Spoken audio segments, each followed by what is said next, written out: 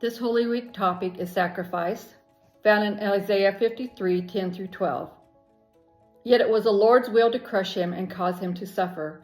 And though the Lord makes his life an offering for sin, he will see his offspring and prolong his days, and the will of the Lord will prosper in his hand. After he has suffered, he will see the light of life and be satisfied.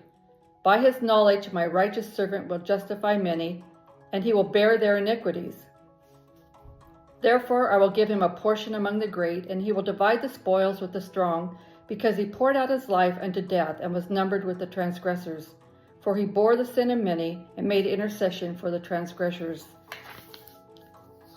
When Adam and Eve disobeyed God and brought sin into the world, God did not despair or abandon his creation.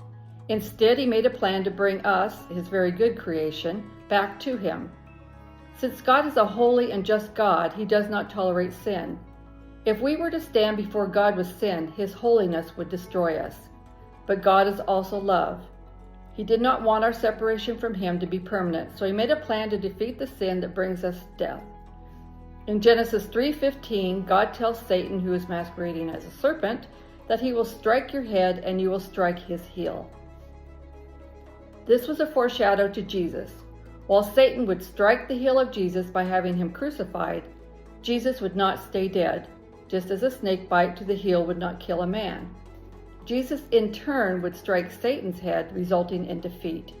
Indeed, Jesus began that victory when he rose from the grave, and he will finish the battle when he returns.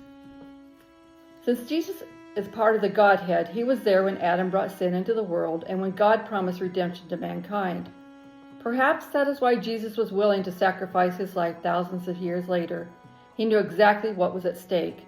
In John 10:14 through 18, Jesus describes himself as a good shepherd who willingly lays down his life for his sheep.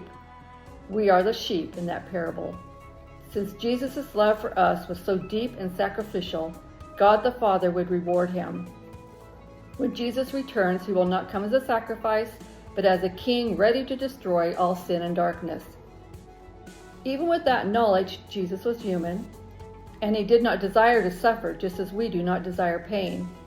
In the Garden of Gethsemane, Jesus prays to God the Father and asks if there is another way, but he ends his prayer by asking God for his will to be done. That's in Matthew 26:38 and 39. Jesus' example teaches us that we can bring our true feelings before God. We can admit when we are in pain or do not desire to complete a task, and God will hear our prayers and strengthen us to complete his will. Indeed, unless we lean on God, we do not have the strength to fulfill God's will on our own. Just as Jesus continued to follow God's plan to the death, so must we follow God. By doing so, God promises to reward us.